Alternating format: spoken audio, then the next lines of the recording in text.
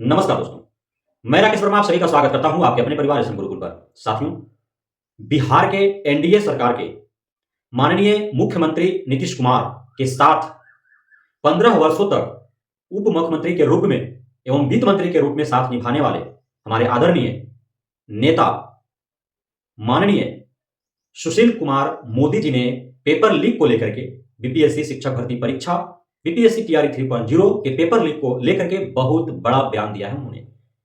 यदि माननीय नेता सुशील कुमार मोदी की तरह ही किसी भी प्रकार के कहीं गलती होती है, कोई अनियमितताएं या गड़बड़ियां होती हैं, कहीं भी कोई घटनाएं घटती है और सरकार में रहते हुए भी, सरकार के साथ रहते हुए, सरकार के सत्तारूढ़ दल का साथी होते हुए भी यदि सरकार पर प्रश्न खड़ा किया जाने लगे तो फिर बिहार ही नहीं पूरे भारत का परिदृश्य बदल जाएगा।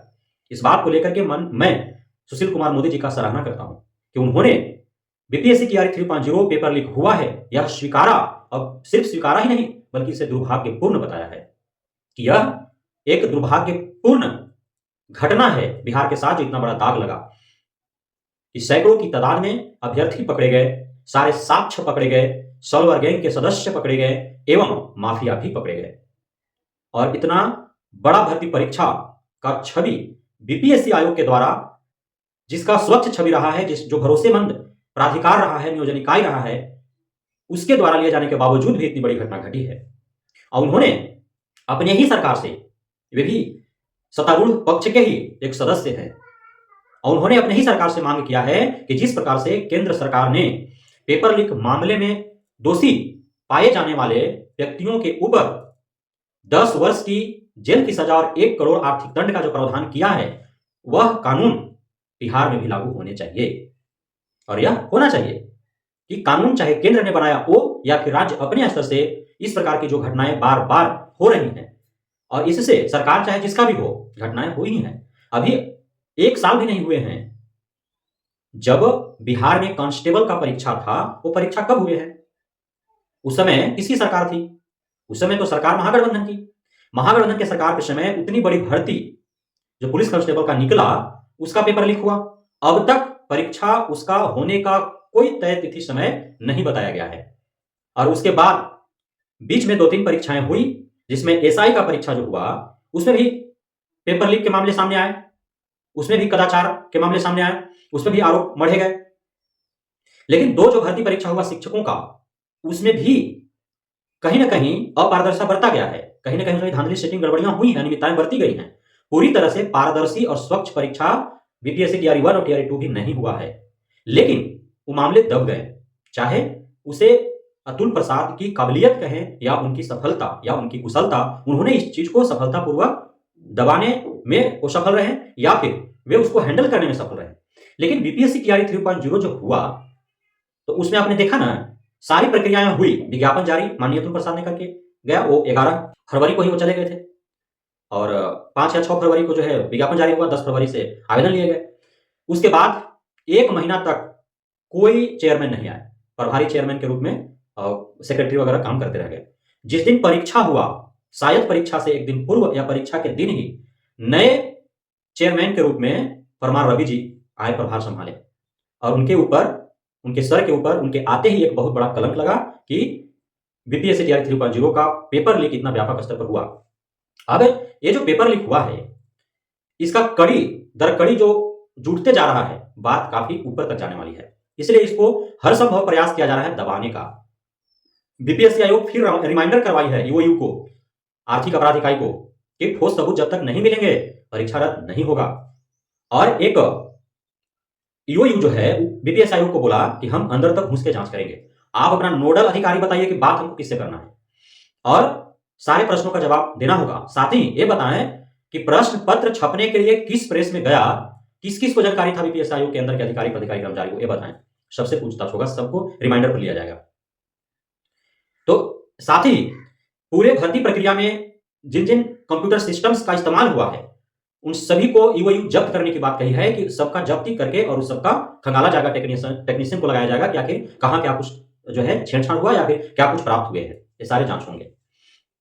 अब इसमें जो बात निकल करके आ रही है कि जो प्रश्न पत्र मिले हैं ईओयू को, आर्थिक अपराध इकाई को जो प्रश्न पत्र मिला उस पर बारकोड है नहीं है।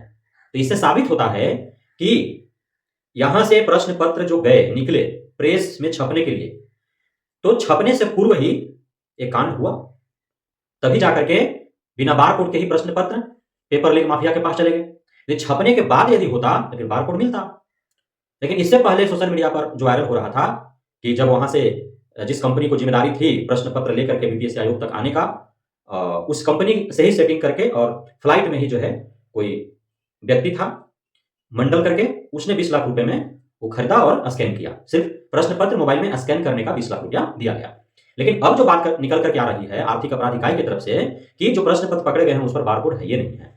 या तो प्रश्न पत्र जब यहां तैयार किया गया उसी समय माफिया को हाथ लग गया, या फिर वहां पहुंचने तक में हाथ लगा, या फिर प्रेस में जब गया तो वहां छपने से पहले ही हाथ लग गया।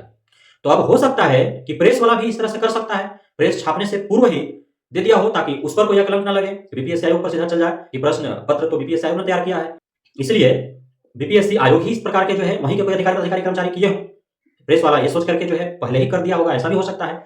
तो अब संदेह के घेरे में बीपीएससी आयोग से लेकर के प्रेस तक के अधिकारी कर्मचारी हैं। साथ ही जो विशाल पकड़ाया है वैशाली का, उससे पूछताछ हो रही है। अब जो निकल करके मामला आ रहा है कि बड़े बड़े कोचिंग संस्थान वाले शिक्षा माफिया इसमें सम्मिलित हैं। नेता तक बात जा रही थी, अधिकारी पदाधिकारी तक बात जा रही थी, मंत्री तक बात जा रही थी, लेकिन अब बड़े कोचिंग संस्थान की बात निकल करके सामने आ रही है कि आजकल कोचिंग वाले मंत्री के साथ, विधायक के साथ फोटो खिंचवाने के लिए काफी मशहूर हो रहे हैं। तो हो सकता है कि शिक्षा माफिया भी इसमें संलग्न और सम्मिलित हों। साथ ही कोचिंग माफिया, शिक्षा माफिया का तार जो है वो विशाल के साथ जोड़ा जा रहा है कि बार बार जो है संपर्क किया जाता रहा है, हेलमेल बहुत ज्यादा रहा है। तो पूछताछ आर्थिक अपराध इकाई करे कि आखिर क्या रिश्ता है उस पेपर लीक माफिया विशाल के साथ। तो इस तरह से कड़ी जोड़े जा रहे हैं। अर्थात जैसे जैसे समय बीतता जा रहा है नए नए कड़ी खुल करके आ रहे हैं। ईमानदारी से जांच हो तो सब कुछ साफ साफ सामने आ जाएगा। कौन शिक्षा माफिया सम्मिलित है, कौन पेपर लीक माफिया सम्मिलित है, कौन नौकरी माफिया सम्मिलित है, कौन विभाग के कौन अधिकारी पदाधिकारी कर्मचारी सम्मिलित हैं, बीपीएससी आयोग के कोई सम्मिलित है, प्रेस वाला कोई सम्मिलित है, कौन कौन से शिक्षा माफिया किस किस राज्य के इसमें सम्मिलित हैं, और कोई अन्य विभाग के भी कोई अधिकारी पदाधिकारी कर्मचारी इसमें सम्मिलित हैं। तो सारे मामले खुल करके बेहद जल्द आने वाला है, क्योंकि आर्थिक अपराध इकाई इसको अब टारगेट में लिया है और किसी को सुनने के लिए तैयार नहीं है। वो जांच करेगा। बीपीएससी आयोग को उन्होंने सीधा बोला है कि आप नोडल अधिकारी बनाइए, उससे पूछताछ होगा और जांच होगी। सारे सिस्टम्स जो लगे हैं भर्ती प्रक्रिया में वो सारे जब्त करके जो है उसको खंगाला जाएगा। साथ ही आप बताएं कि किन किन को पता था कि कहां जो है जा रही है छपने के लिए यह पेपर, उन सारे का लिस्ट दे, सभी से पूछताछ होंगे। जो माफिया पकड़े गए हैं उनसे पूछताछ लगातार चल रही है। अब प्रत्येक दिन का जो खुलासे होंगे वो आर्थिक अपराध इकाई तो बाहर पब्लिक डोमेन में बोलेगा नहीं कि आज पूछताछ हुआ तो उसका नाम लिया, आज पूछताछ हुआ तो उसका नाम लिया, उसके बारे में से बोला, ऐसा तो कुछ खुलासा होगा नहीं। सब जांच जो है अंडर टेबल चल रहा है। अब एक ही बार जब तह तक पहुंच जाया जाएगा, जिस जिस की संलिप्तता का नाम आ रहा है उन सभी को बारी बारी से अरेस्ट किए जाएंगे। उनके तार कहां कहां तक जुड़े हुए हैं, अंतिम पायदान तक, उस ऊंचाई तक जब आर्थिक अपराध इकाई पहुंच जाएगा, उसके बाद सारे मामले पब्लिक डोमेन में आ जाएंगे, कौन क्या है नहीं है। लेकिन पकड़ना जितना बहादुरी है उससे अधिक बहादुरी यह है कि जिन्हें पकड़ा जाए उन्हें दशकों तक जेल के अंदर रखा जाए, साथ ही उन पर इतना भारी भरकम जुर्माना लगाया जाए कि कभी सपने में सोचे भी न हो। बहुत कमा के रखा है। और यह जो माफिया है इनका एक राज्य में तार नहीं है। अभी उड़ीसा से छूट करके आया था बंदा और यहाँ पे वो कांड कर दिया, तो उस पर जो कार्रवाई हुई उड़ीसा प्रशासन के द्वारा, पुलिस के द्वारा, काम भर नहीं हुआ। इसका तेल मालिश जो होना चाहिए था नहीं हुआ। होता तब ना यहाँ नहीं नाम लेता करने के लिए, फिर उस अपराध को छोड़ता। लेकिन गया जेल में, ऐसे मुंह से रहा, निकल करके आ गया, फिर यहाँ उसको पता है कि पकड़ाएंगे, जेल जाएंगे, फिर बाहर आएंगे, फिर करेंगे।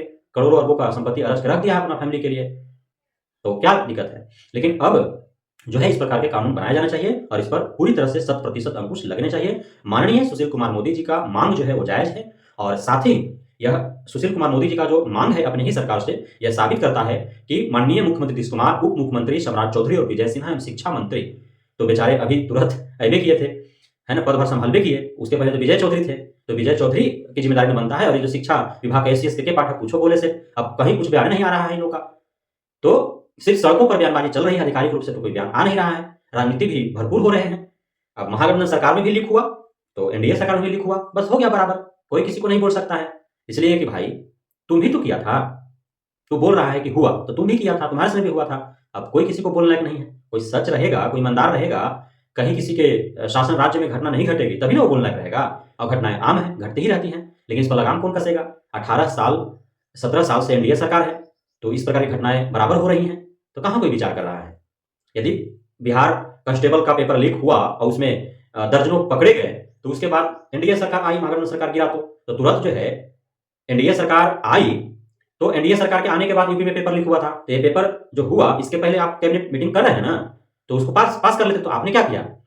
एनडीए सरकार के आने के बाद केंद्र सरकार से नियम बना, तो आपको कर लेना चाहिए था ना, उसको अक्षरशः आप लागू कर लेते। और आप घटना भी घटा, एक नहीं 3 घटना घटा। आपको 15 दिन 20 दिन के अंदर जो है यूपी में यूपी कांस्टेबल का, आरओ एआरओ का, +2 बोर्ड का, उसके बाद भी आप बगल में रह करके सीख नहीं लिए। टीआरई 3.0 आयोजित करने से पहले वो रूल रेगुलेशन लागू कर देते, तो शायद आज जो पकड़े गए हैं उन पर जो है उसी प्रकार की कार्रवाइयां होती। तो अब देखिए क्या कुछ होता है। बहुत बहुत धन्यवाद आप सभी साथियों का हमारे साथ जुड़े रहने के लिए, बनने के लिए, इतना प्यार देने के लिए, हम पे भरोसा बनाने के लिए। जय हिंद।